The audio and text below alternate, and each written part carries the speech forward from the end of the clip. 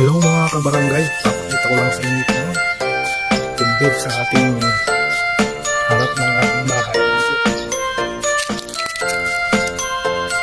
Daming bunga mga kabarangay. Hanggang taas yan.